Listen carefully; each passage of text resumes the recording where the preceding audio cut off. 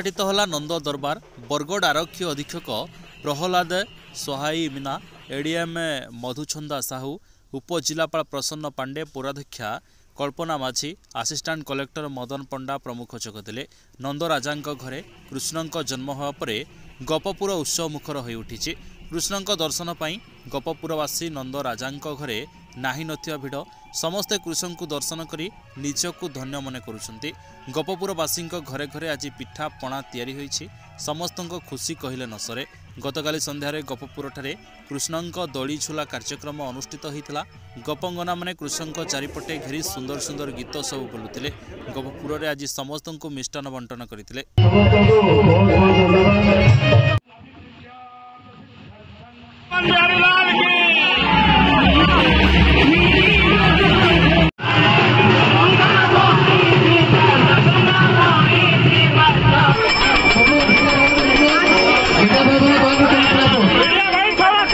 Bargarh Jogendra Sahu report, पवित्र झड़िसा।